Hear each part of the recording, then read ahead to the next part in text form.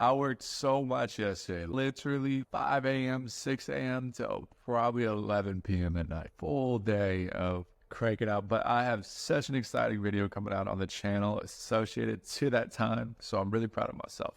But I wanted to give y'all an intro with the boot.dev, the backend engineering series. Guys, it's so fun. I look forward to this every day because it's something I could dive into and just be a complete novice at and just see how it goes. So I'm excited for today's episode. I will see you there. That is hot coffee. Guys, you can see the hair's a little bit wild. I promise it's not from not working a ton though. I promise that. But anyways, less about me, more about what we're learning today. Guys, let's figure out what we're learning today. I think we're doing the computing section today.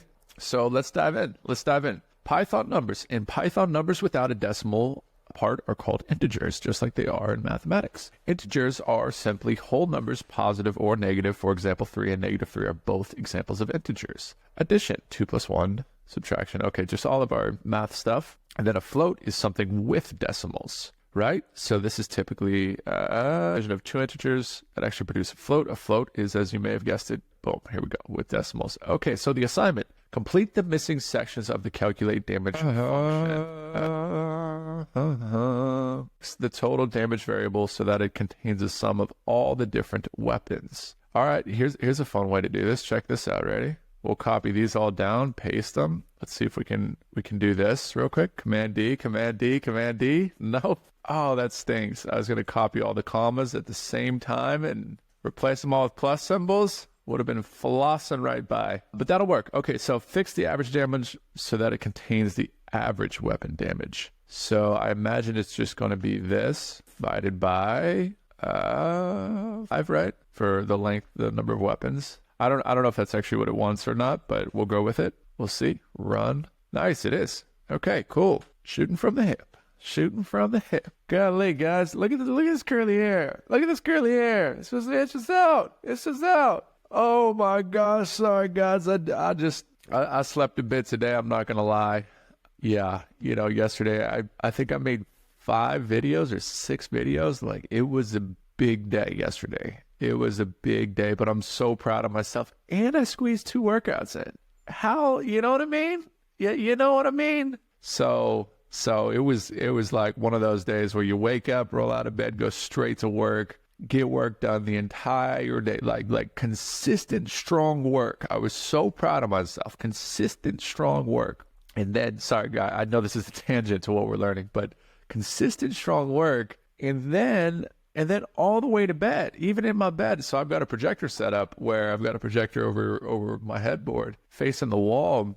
And I was falling asleep to some blockchain material, learning blockchain stuff, because that's actually the number one thing I'm most curious about is blockchain engineering. The thing that actually drove me to software engineering as a whole was blockchain stuff. So diving into that, which is fun. All right, but anyway, so numbers review, integers. Python, boom, boom, boom, a decimal or number without a decimal is called an integer. With decimals is called a float. Oh, I didn't even mean to click, but look at that.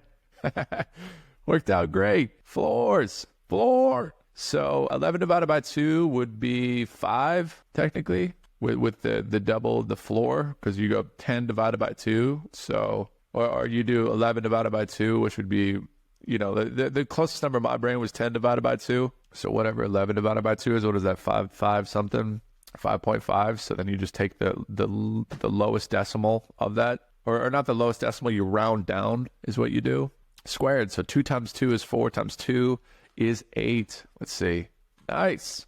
And we're level 10 already. Guys, we're cruising right along. So change it to place. It's fairly common to want to change the value of a variable based on its current value. Okay. I agree. That's a common thing. Don't let the fact that the expression player equals player score -1 is not a valid mathematical expression let it be confusing. It doesn't matter. It is valid code. It's valid because the way the expression should be read in English. Complete the update player score function. It should add increment to the current score.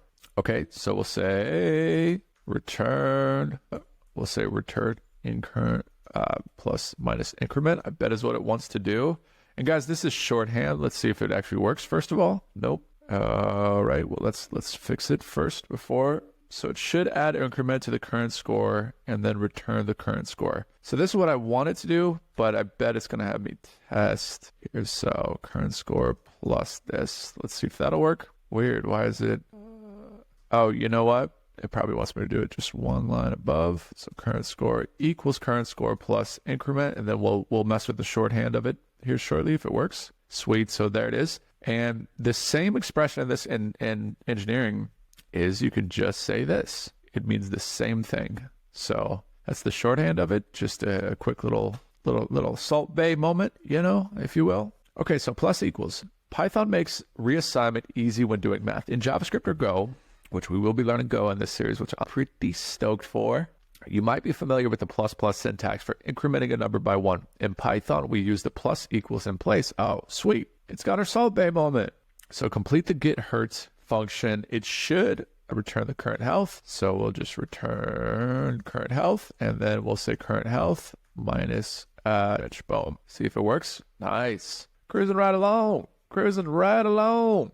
Did we go to the next? Oh, we did. Okay, so scientific notation. As we covered earlier, a float is a positive or negative number with a fractional part. You can add the letter E or capital E followed by a positive or negative integer to specify that you're using scientific notation. Okay, so capital E or lowercase, that works. Awesome. So underscores for readability. Sweet, I did not know you could do that. That is awesome. Good to learn. Good to learn. All right, so complete the max players on server function. It takes no inputs, but simply returns 3 static values. The max players on a small server is this. Okay, guys. Okay. So I think we need to return, let's see, use scientific notation to represent these 3. Okay, but the question is, how do they want us to, so if I say small equals this, right? Then we say medium equals this, just 19, I believe. And this would be large. Now the question is, what do they want us to do? Like return it, complete the max players. It takes no inputs, but simple. Oh, return small, medium, and large. Let's try. Passed. First take drink in the building. Let's go. I was a bit of a shot in the dark, guys. Not gonna lie. That one had me puckered. You know. So. Logical operators. You're probably familiar with logical operators and or. Logical operators deal with Boolean values true and false. The logical and operator requires that both inputs are true or return true. The logical or operator requires that it returns true at least one of the. Okay, we're going to go over the and values and or values. So how do you do it in Python? You just do and or. Sweet. A lot easier than JavaScript. You just write it out. You just freaking write it out. What does this code evaluate to? True? I think true here. Sweet. Because we have true and true, so that returns true. And then we have true or, true and false, which I'm not sure. We squeezed by on that one, folks.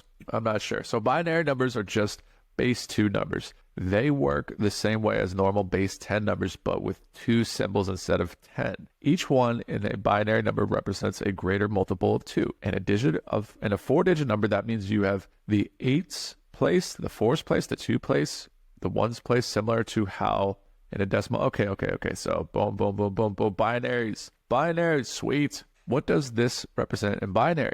So we have 8 and 100. So 84, right? Oh, no. What does that represent in binary? What's 0, 100? 12? Would it be 12? 8 plus 4? Okay, sweet. So we know it's 12, and then what's 113? Sweet. Binaries, folks. Speaking in Morse code, you know? All right, we got one more binaries number. What's the largest number you could store in 5 digits of binary? I think it's 64 bits, right? Shot in the dark? Nope. 32. Okay, we are completely shooting in the dark. Let's read about it.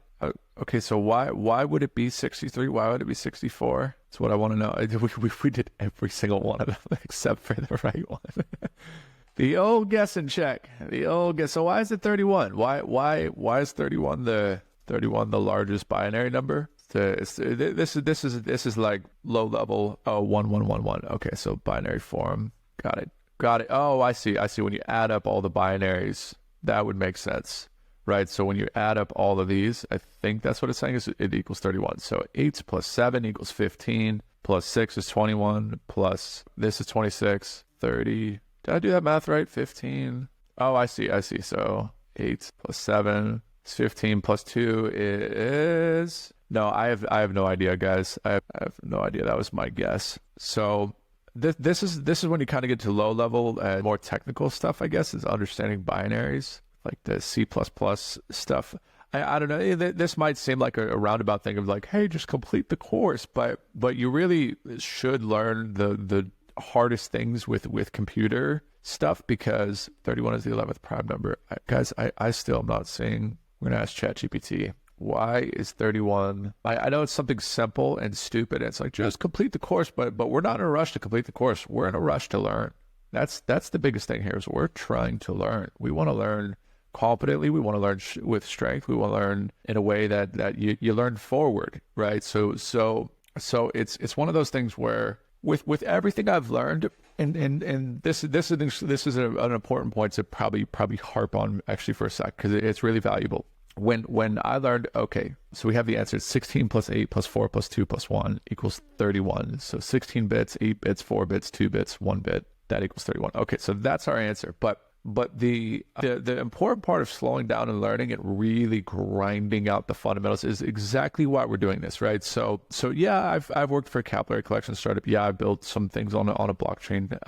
Yeah, I've even done backend engineering. I built my own APIs. I have my own SaaS product. I could easily, in my brain, just be like, why would I learn the basics of Python? Like, I could probably dive into a project and maybe like piece together a bunch of Python. I've used Python, you know what I mean? But the reason why you want to hammer out fundamentals is when you learn them, and when you learn them proper, you don't ever have to revisit them. And it extends beyond all concepts. Like now this 31-bit thing, if I ever get asked that in an interview, I am going to be flexing, folks. You know what I mean?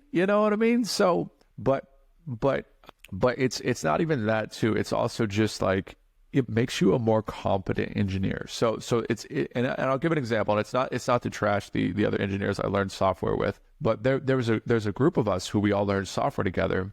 And a lot of these engineers were super curious to like move to the next step as soon as possible. Oh, I need to move to the next technology. Learn this thing. Learn this next thing. Learn JavaScript. Okay, now let's go to the React as soon as possible. Let's go to Redux as soon as possible. Let's go to this as soon as possible. And I did not. I was slow. I was like, I'm gonna really kind of, not like you could spend a lifetime in JavaScript. You could spend a lifetime in CSS. Even you could spend a lifetime in HTML. You could spend a lifetime in React. But for me, before moving on to TypeScript and this, that, the other, and Backend and Node and Express and Redis and you know all these like other technologies, I was like, let me just hammer these things out and move slow. And that moving slow, it just kept raising my sea level, and it would never go down. It was slow. So they would run ahead, but it would be on this like stilts. It would be on stilts. It'd be on like sticks while I was building just out of brick. And my knowledge base just became stronger and stronger and more reinforced. And it was just a slow rising baseline. And they would have to come back and revisit things. Oh, I don't understand this concept. Oh, I don't understand. Because when you learn, React, where you're kind of compiling all these things together, you need to understand all these different concepts competently, and then it only gets worse. It only gets worse when you get to server-side rendering, when you learn Next.js, when you learn Nuxt, when you learn other JavaScript ecosystems, and then inevitably when you want to pick up something Rust, it's like you cannot miss the basics if you want to learn Rust. You cannot understand some design if you can't understand the initial fundamentals of systems design. You definitely cannot build an entire system if you can't build a basic web to API layer to database structure. So it's one of those things where it's like, even though and I bet 5 people clicked off even watching this bit, they're like, I'm done. I'm not going to listen to this guy ramble on. But the fact that you're still watching this tells me that you're probably one of the right proper people for learning engineering, because it's something that, yes, you can Google stuff in 2 seconds. Yes, you can go to ChatGPT in 5 seconds. Yes, you can move on to the next thing very fast. But you don't want to do that. You actually want to move slow. Like move. I'm telling you, it paid off the biggest. And out of that group of engineers, I was by far the one who went on to do the most things, went on to get the most financial opportunity, went on to, I'm not saying it's a one with all, but don't do ego within learning for sure, or at least try your best not to. It's like power lifters, right? They call it ego lifting, where like a guy will walk up to the bench and he'll like grab the biggest dumbbell, so he looks so cool. He'll be the tiniest guy. And I actually had to learn this at the age of 23 years old or 24 years old. There was this dude who was just freaking, proper yoked, and he was doing these bicep curls with a smaller weight, with a weight that like he could easily handle, but he'd do these proper slow curls, and he'd do them all the way to the back and like extend his tricep up and then take them all the way forward real slow. And here I was with a 50-pound dumbbell, like twice the size of what he was curling. I was like trying to throw it up, like, and this guy was like easily twice the size of me, easily. And I'm a decently fit guy, but he was proper built, and he actually pulled me aside. He's like, or maybe I chatted with him first. I forget, but at some point we were chatting, and he's like, no, you got to take it piece by piece, take it real slow. He's like, do something like this, and that's all I'm trying to teach you guys too, is like, take it slow. You know what I mean? Like, go out of your way, do the extra rep to figure out why it's 31 bits. Like, just the small things. But anyway, okay, so that's enough of the tangent. Back to the mission. So bitwise and operator. Bitwise operators are similar to logical operators, but instead of operating on Boolean values, they apply the same logic to all the bits in a value. For example, say you had the number 5 and 7 represented in binary. You could perform a bitwise AND operation and result would be 5. But why would we use binaries? A 1 binary is the same as true while 0 is false. I believe that. So really a bitwise operation is just a bunch of logical operations that are in complete tandem. Okay, so ampersand is the bitwise AND operator in Python, and is the name of the bitwise operation, while ampersand is the symbol for that operation. For example, 5 and 7 equals 5, while 5 and 2 equals 0. Okay, got it. Binary notation. When writing a number in binary, the prefix 0b is used to indicate what follows a binary. Okay, so we just need to prefix any binary numbers with that. My question is, though, why would we use binary when I could just say, like, can create guild 1 for true, or just even a Boolean value of true? In today's world, I understand, before Boolean values existed, it was ones and zeros, but why is it still relevant in Python is my question. Maybe to the very point that I just mentioned earlier, is just to teach the fundamentals of computation. Okay, so it sometimes is called the case that applications store user permissions as binary values. Think about it. If I have 4 different permissions a user can have, then I can store that as a 4-digit binary number. And if a certain bit is, I know the permission is enabled, it's going to be a lot more efficient than storing entire strings. Got it. So it's an efficiency thing. Let's pretend we have 4 permissions related to guilds in Fantasy Quest. Guild is just a fancy word for the video game word of team. Okay, so this is the leftmost bit, second leftmost. Okay, so they just passed the bit. It looks like they're recognizing the pattern more so than the numbers. So instead of saying 0b, bit on the left, bit to the second position, bit to the third position, bit to the fourth position is what the difference is being represented here. So if a user has no permissions, then their binary permissions would be this. Sweet. So does that mean if they could do all the CRUD functionality here, that they would be OB1111 would technically potentially be a thing? Maybe. But I do recognize that pattern. So we have a bit in the first position, second position, third position, and fourth position. Right. So to check for, say, the can reveal guild permission, we can perform a bitwise AND operation on the user's permissions and the enabled can reveal guild bit 0b01110. If the result is that, again, we know they have the specific permission. Okay, so it looks like we take the user's permission. If user's permission equals this is going to be a bit of a tricky one, folks, but we're going to get it. So complete each of the can xbit functions. So can create, can review, can delete. They should each return the result of the bitwise AND operation of this. So I believe it'll say can create bits. We'll say return and user permissions, believe is what it's asking. And for the create one, we just need to do can review because this is kind of cool. I'm digging this. This is pretty cool. This is pretty cool, right? Freaking understand the binaries, right? Passed 2, failed, or passed 1, and failed 2. Let's see. We'll still run it, see what happens. Your function should return this AND operator. All right, let's watch this for a sec. And as long as boring. I don't like it. Take your time. Sorry. That was ruthless. I'm sorry, guys. I'm sorry. Okay, so is it just this and? Is we just used the wrong and symbol? Sweet. Okay. Alrighty. That's cool. I like that. I think understanding the bit stuff is a little bit interesting. How they're describing it via pattern here, and I mean it seems that they're using that as an efficiency tool rather than storing a string value of like can create build yes or like appending some badge with it, like creator I guess would be this badge, and then reviewer would be like this badge, right, that you could append with the user permissions, but they're using the bits, which is super interesting. Okay, so the bitwise OR operator, the pipe, it's similar to the, you guys said the bitwise OR operator is similar to the and, it just either or has to be true. Okay, so similar deal. Let's read through that. It works on binary rather than Boolean values.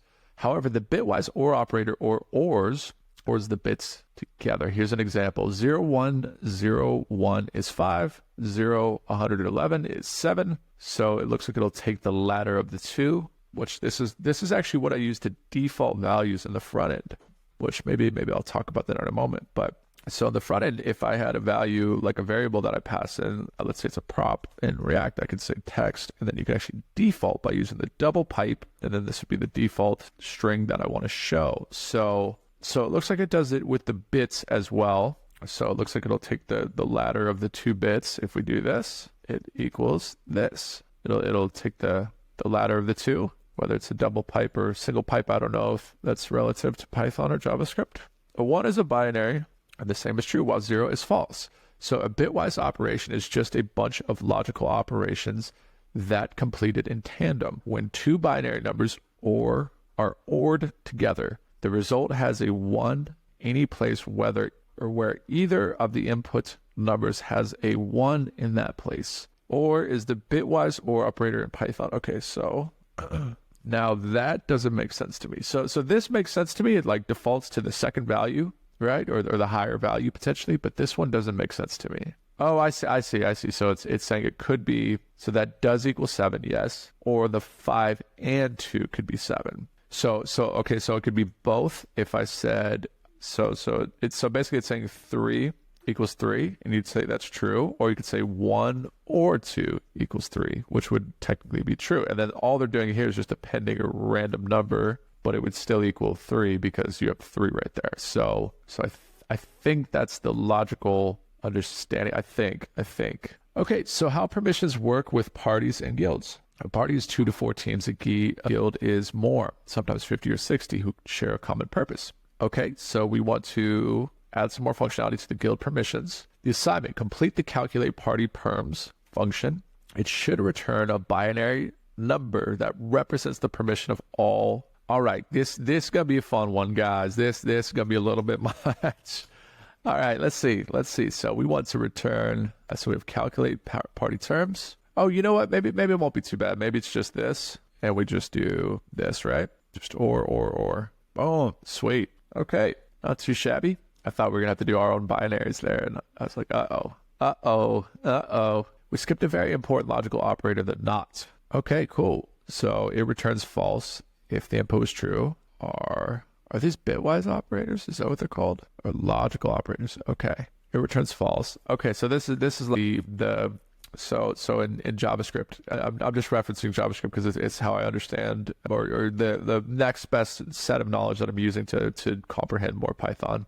Using the not is the same. So if I say not true, or we have some prop, right? We passed in some value called text. We'd say not text, or maybe a movie is not skippable or something. So we say not is skippable, which means it is skippable, or is it's not skippable. In Python or a JavaScript, you do an exclamation point, a bang symbol before. then you could actually cast it to a Boolean by doing a double bang symbol. So I wonder if you could do not is skippable to cast it to a Boolean. That would be very interesting. Very interesting. A question for ChatGPT. Okay, so let's see. Can I cast to a Boolean in Python using not like in JavaScript? Bang, bang, true. Let's see. It's thinking, yes, you could do the double negation, not. Awesome. So that's good to know, because sometimes in weird computational values you get weird reasons. So you might like return a string, but you need to cast the string to a Boolean. So you do this in JavaScript. So good to know in Python. You could just do a double not. The old double not. Challenge. You've been working with a biologist who is researching the mating behaviors of fruit bats. They've added some calls to the main function that contains invalid syntax. Fix the biologist's syntax error. Use the proper delimiter so that the numbers are easy to parse visually. The numbers should be 8 million and 3 million, 10 million and 4.5 million. Okay, so it's going to be up here, and it looks like we need to, don't edit below this line. Looks like they want us to do something like this, so it's just a bit easier to read, or make it all civic notation or something. So let's try it out. Let's see. Sweet. Guys, this is fun. We're almost done. What a fruitful episode, guys. What a very fruitful series, right? We're piecing the slow bricks, right? We're melting one brick at a time. We're going to build a very robust knowledge base here, especially with Python and Go and some of these kind of backend-esque things, because then after that we're departing to the real deal. You know what I mean? We're departing from that point forward to some either full stack engineering or blockchain engineering, where you know, or even AI. You know, like Python is the fundamental of AI. So at least it's the go-to language for machine learning at this point. So it's very, very potent. I think backend engineering is a very, very potent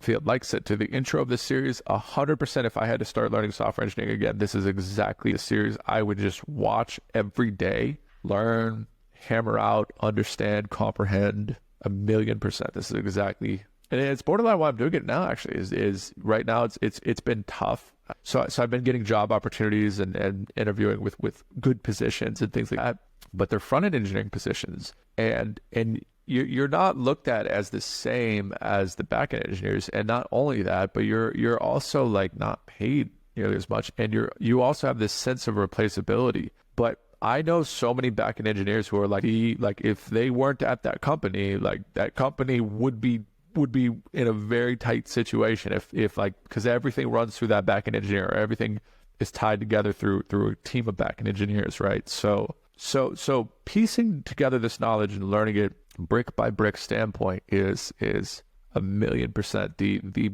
best ROI on my time at this point, and probably your guys' time as well. So I at least hope so. So converting binary, you've been assigned to write some tests for the Python interpreter itself. Python has built-in functionality to parse strings of ones and zeros as binary numbers. Oh, okay, cool. Complete the body parts function. It takes binary strings as input and returns them as integers. Each integer is the numerical value of the string when it is interpreted as a binary. Okay, tip. The built-in integer function can convert binaries to strings.